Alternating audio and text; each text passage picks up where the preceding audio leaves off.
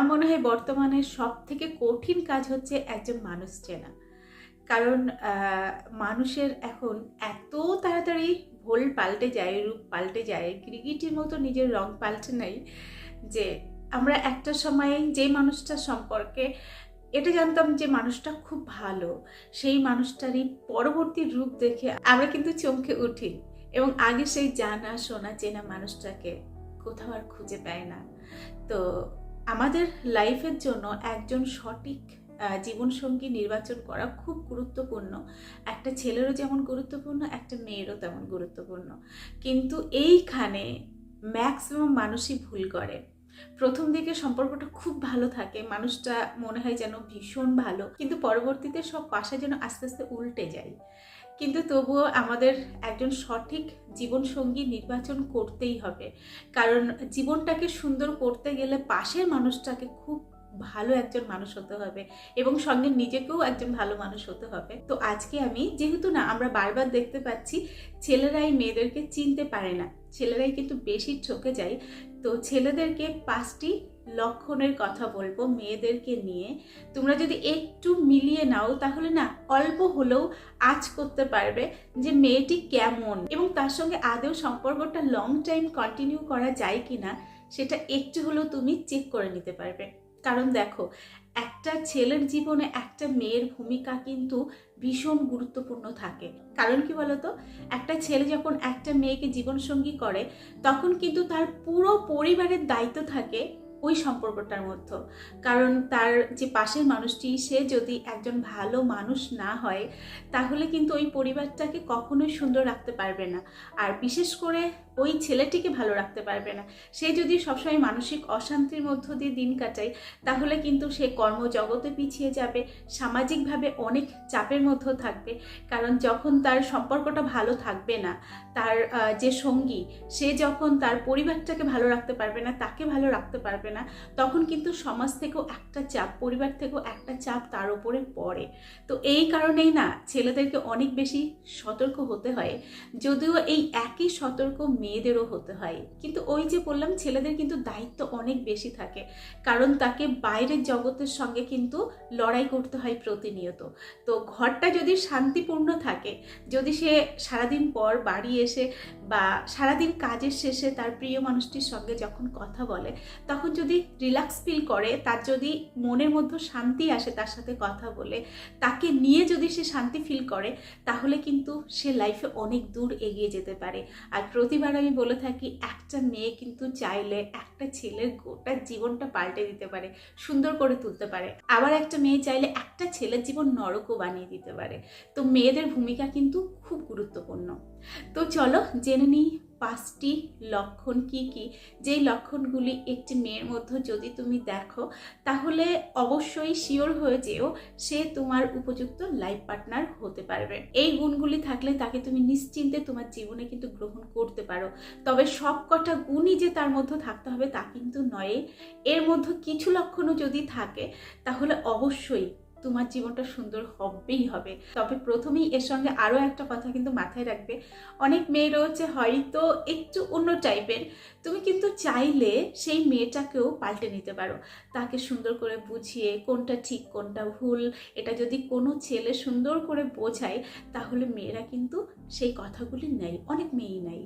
তো তুমি যদি দেখো যে কিছু গুণ তার মধ্যে আরও থাকলে ভালো হতো বা কিছু গুড হ্যাবিট তার মধ্যে আনানো প্রয়োজন, তাহলে সেইভাবে তার সঙ্গে মেশো, তাকে সেইভাবে বোঝাও, দেখবে একটা সময়ের পর হয়তো তোমার সেই কথাগুলি সে অ্যাকসেপ্ট করেছে। তো যাই হোক, প্রথম একটা কমন বিষয়, যে বিষয়টি শুধু ভালোবাসার মানুষটি নয় প্রতিটি মানুষের মধ্যেই থাকা প্রয়োজন, সেটি হলো তার মন মানসিকতা কেমন, সেই মানুষটির মধ্যে কতটা দয়া মায়া ভালোবাসা রয়েছে, এটা কিন্তু আমরা চেক করে নেব।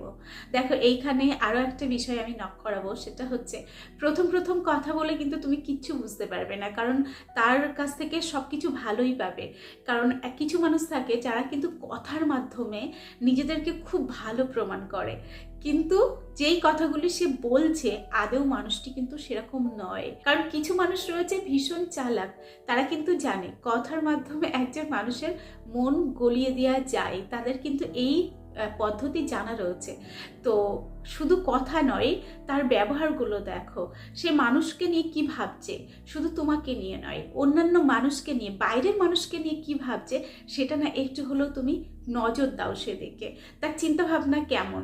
ধরো আমি আগেও এই কথাটি বলেছি, আবারও বলছি, ধরো তুমি তার সঙ্গে ঘুরতে যাচ্ছ, দেখো লক্ষ্য করো সামনে কোনো অসহায় মানুষ দেখলে তার প্রতিক্রিয়া কি, সে একটু হলেও কি সাহায্যের জন্য এগিয়ে যাচ্ছে। দেখো সবসময় যে আমরা সাহায্য করতে পারি তা নয়, কিন্তু আমরা অনেক সময় কি হয়, সামনে এমন মানুষকে দেখছি তার হয়তো নিড আমার সাহায্যের, কিন্তু আমি পাচ্ছি না, তখন না মনের মধ্যে একটা আফসোস আমাদের কাজ করে এবং আমরা কিন্তু বলতে থাকি, ইস আমার যদি এটা থাকতো এই মানুষটাকে দিতাম। তো এই ছোট্ট ছোট্ট কথার মাধ্যমে না আমরা বুঝতে পারি যে ওই মানুষটা প্রকৃতপক্ষে মন থেকে একজন ভালো মানুষ, এটা কিন্তু বুঝতে পারি। বা ধরো তুমি তার সঙ্গে কথা বলছো, তো এটা বলো যে আমার লাইফের এই প্ল্যানিং রয়েছে, আমি পরবর্তীতে এই ভালো কাজগুলি করতে চাই। তোমার কথা শুনে সে তোমাকে সাপোর্ট করছে কিনা সেটা না অবশ্যই চেক করে নিও। তবে এখানে আরও খুব গুরুত্বপূর্ণ একটা বিষয় বুঝতে হবে, আমি একটা মানুষের মধ্যে এই জিনিসগুলি খুঁজছি, আমার নিজের মধ্যেও সেই জিনিসগুলি আছে কিনা এটাও কিন্তু খুব দেখা প্রয়োজন। আমি নিজের থেকেই যদি এই কাজগুলি করার জন্য আগ্রহ প্রকাশ না করি, তাহলে সামনের মানুষটিকে নিয়ে পরীক্ষা করতে যাওয়া বোকামি, তাই না? আমি কিন্তু বিভিন্ন মানুষকে দেখি যাদের মধ্যে এরকম কোনো মানসিকতা নেই। দেখো টাকা আমরা প্রচুর ইনকাম করতে পারবো, কিন্তু তুমি মানসিক শান্তি তখনই পাবে যখন তুমি মন থেকে মানুষের জন্য কাজ করার একটা প্রবণতা রাখবে, তখন তোমার মন কিন্তু অটোমেটিকলি ভালো থাকবে। দেখো আমি অনেক মানুষের সঙ্গে কথা বলেছি, রিসেন্ট একটা মেয়ের সঙ্গে কথা বলে আমার এত ভালো লেগেছে, এত ভালো একটা মেয়ে, ফার্স্ট এত মানুষের সঙ্গে কথা বলেছি, ওরকম মানসিকতার মানুষ কিন্তু আমি আর পাইনি। বিশেষ করে মেয়েদের মধ্যে এরকম মানসিকতার মানুষ কিন্তু আমি পাইনি, কারণ এমন অনেক মানুষ আমার সঙ্গে কথা বলে যারা কিন্তু আর্থিক দিক দিয়ে অনেক বেশি এগিয়ে, নিজে কিন্তু স্ট্যাবলিশড, কিন্তু তবুও মানুষকে নিয়ে তাদের ভাবনা নেই তাদের মনের মধ্যে। যাই হোক, মেয়েটি ছোট্ট একটি চাকরি করে, একটা বেসরকারি কোম্পানিতে চাকরি করে, সেখানে দাঁড়িয়ে সুন্দরবনের একটা বাচ্চার মানে একটা মেয়ের পড়াশোনার দায়িত্ব নিয়েছে। ওর কথা শুনে আমার এত ভালো লেগেছে, আমি এতটা খুশি হয়েছি তোমাদেরকে বলে বোঝাতে পারবো না। কিন্তু ওই যে বললাম, যার জীবনে এরকম মানুষ আছে সে তার মর্ম কিন্তু উপলব্ধি করতে পারে না। ওর যে ভালোবাসার মানুষ সে কিন্তু ওকে চিনতে পারেনি, তার অ্যাটিটিউড একদম পুরো ওপর লেভেলে, সে এইগুলোকে পাত্তাই দেয় না ততটা। ছেলেটি কিন্তু চিনতে পারেনি, সে কিন্তু বুঝতেই পারেনি যে আমার লাইফে একটা রত্ন রয়েছে। যদি বুঝতে পারতো তাহলে অন্য কোনো দিকে আর তাকাতো না। যাই হোক, প্রথম যে পয়েন্ট অবশ্যই মাথায় রেখো, সে কেমন মানসিকতা রাখে, তার মন কতটা স্বচ্ছ পবিত্র এবং কতটা তার মনের মধ্যে মায়া রয়েছে, মমতা রয়েছে, এটা কিন্তু তুমি কথার মাধ্যমে বিভিন্ন কাজের মাধ্যমে পরীক্ষা করে নিও।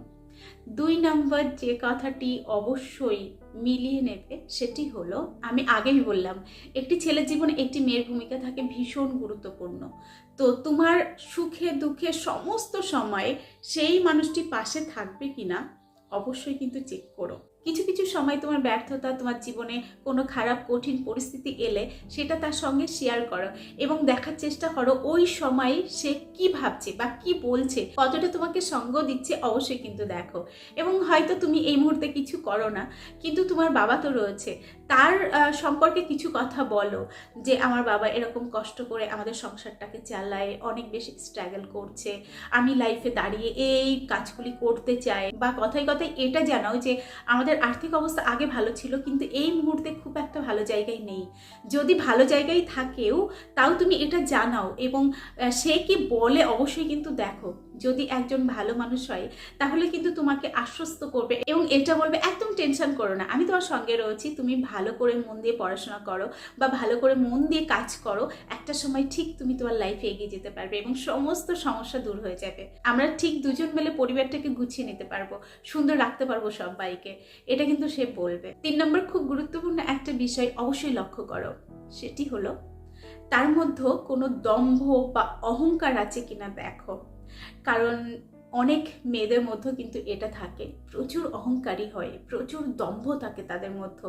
নিজে যদি একটু ভালো পরিবারে বিলং করে তখন কিন্তু নিজেকে বিশাল কিছু মনে করে। আবার অনেকেই রয়েছে হয়তো ততটা ভালো পরিবারে মানুষ হয়নি বা বড় হয়নি, কিন্তু তবুও এমন একটা ভাব দেখায় যে সে বিশাল একটা কিছু। দেখো, এই মানুষগুলিকে নিয়ে যে প্রবলেমটা হয় সেটা হলো এরা না নিজেদেরকে খুব দামি এবং গুরুত্বপূর্ণ মানুষ ভাবে এবং পাশের মানুষটাকে কখনো সেভাবে ভ্যালু দিতে চায় না। মানে নিজে যেহেতু বড় মাপের মানুষ, তো তার কাছে না সমস্ত মানুষই যেন খেলো, এটাই কিন্তু সে মনে করে। শুধু তোমাকেই খেলো ভাববে তা কিন্তু নয়, তোমার পরিবারের অন্যান্য মানুষদেরকেও না খুব একটা গুরুত্ব দিতে চাইবে না। তো যখন দেখবে দিনের পর দিন অন্য মানুষদেরকে অবজ্ঞা করছে, তখন না তোমার ভালো লাগবে না। কারণ হয়তো এমন অবস্থায় দাঁড়িয়ে গেল তুমি তাকে ছাড়তেও পারছো না, আবার আপন করেও নিতে পারছো না। তো প্রথম থেকেই যদি এই বাজে লক্ষণটা তার মধ্যেও দেখো, তাহলে অবশ্যই তাকে পরিবর্তন করার চেষ্টা করো। তাকে বোঝাও যে এইগুলো একটা মানুষের জীবনের জন্য হেলদি নয়। এরকম চিন্তাভাবনা থেকে বেরিয়ে আসা প্রয়োজন। তুমি যদি ভালো থাকতে চাও তাহলে এগুলোকে তোমাকে ছাড়তে হবে। যদি দেখো সে ছাড়ছে তো ভালো, কিন্তু যদি নিজের জায়গায় সে দাঁড়িয়ে থাকে এবং দিনকে দিন তার ঔদ্ধত্য বাড়তে থাকে, তাহলে আমি বলবো একটু হলেও সাবধান হয়ে যাও। প্রথমেই সাবধান হয়ে গেলে পরবর্তীতে মানে হোল লাইফটা তোমাকে কান্না করে কাটাতে হবে না, কষ্টের মধ্য দিয়ে কাটাতে হবে না। 4 নম্বর, খুব গুরুত্বপূর্ণ একটা পয়েন্ট, বর্তমান 2024 সালে দাঁড়িয়ে এটা কিন্তু অবশ্যই নজরে রাখো। সেটা হলো সে নিজে কিছু করার প্রবণতা রাখে কিনা, নাকি তোমাকেই সবটা করতে হবে এরকম চিন্তাভাবনা রাখছে কিনা অবশ্যই দেখো।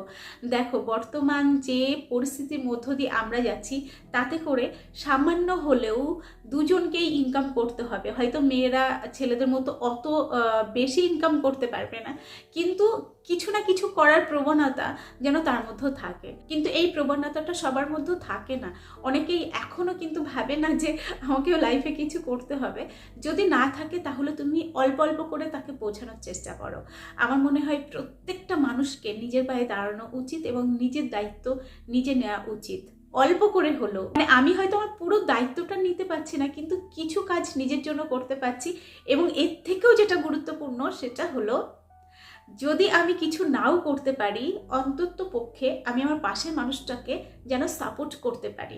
সে যেমন রেখেছে সেটাতে হ্যাপি ফিল করি। কারণ অনেকেই রয়েছে নিজে তো কিছু করেই না, প্লাস হচ্ছে সব সময় খুঁত ধরে পাশের মানুষটিকে নিয়ে, যে তুমি এইটা আমাকে দিতে পারো না, এটা করতে পারো না, অমুক এটা করে, তমুক ওটা করে, অমুক তার ভালোবাসার মানুষটিকে এত কিছু দেয়, তুমি তো কিছুই দিতে পারো না, এরকম অভিযোগ করতে থাকে। এরকম অভিযোগ করলে না একটা ছেলে ভিতর থেকে খুব বেশি না কুঁকড়ে যায়, সে কিন্তু লজ্জা বোধ করে, খুব অপমানিত হয়। তো কোনো বুদ্ধিমান মেয়ে কখনো এরকম ধরনের কথা বলবে না যে তুমি পারো না, তুমি আমাকে ভালো রাখোনি, এই কথাগুলো বলবে না। আর যদি কোনো মেয়ে আমার এই ভিডিওটি দেখে থাকো তাহলে তোমাদের কাছে আমার অনুরোধ, কখনো তোমার পার্টনারকে এই কথাগুলি বলো না। কারণ ওই মানুষটা ভিতরে ভিতরে না তোমার থেকে দূরে সরতে থাকবে, তোমাকে কখনো আপন করে নেবে না। 5 নাম্বারে যে বিষয়টি তার মধ্যে অবশ্যই লক্ষ্য করবে সেটি হলো, তোমার মন খারাপ হলে সে কতটা উদ্বিগ্ন বোধ করে, কতটা সে বিচলিত হয়, কতটা সে তোমার মন ঠিক করার জন্য তৎপর হয়, এটা কিন্তু দেখবে। কারণ আমাদের মন কিন্তু বিভিন্ন সময় বিভিন্ন কারণে খারাপ হয়ে যায়। বিশেষ করে ছেলেদের মন কিন্তু খারাপ হয়, কারণ আগেই বললাম ছেলেদেরকে বাইরের জগতের সঙ্গে প্রতিনিয়ত ফাইট করতে হয়। তো বাইরে যখন খারাপ পরিস্থিতির মধ্য দিয়ে আমরা যাই তখন আমাদের মন খারাপ হয়। যে একজন উপযুক্ত লাইফ পার্টনার সে কিন্তু যখনই বুঝতে পারবে তার সঙ্গীর মন খারাপ, তখনই কিন্তু তাকে রিল্যাক্স দেওয়ার চেষ্টা করবে, তার মন ভালো কিসে হয় তার কৌশল খুঁজবে এবং এমন কিছু কিছু হাসির কথা বলবে যাতে করে সে ওই সমস্ত কিছু ভুলে একটু হলেও হালকা ফিল করে, একটু হলেও কিন্তু সে খুশি হয়। এই প্রবণতা যদি তোমার সঙ্গীর মধ্যে দেখো তাহলে ধরে নিও মানুষটার সঙ্গে না সারাটা জীবন নিশ্চিন্তে কাটাতে পারবে। তো আবারও বলছি, এই কটি লক্ষণের প্রতিটি লক্ষণই যে একটা মানুষের মধ্যে থাকতে হবে তা কিন্তু নয়। এর মধ্যে কিছু কিছু বিষয় যদি তার মধ্যেও দেখো, তো যেগুলো ভালো সেগুলোতে আরও অ্যাপ্রিসিয়েট করো, আর যেগুলো খারাপ সেগুলো একটু হলেও রিমুভ করানোর চেষ্টা করো, তার মধ্য থেকে বার করানোর চেষ্টা করো। ঠিক আছে?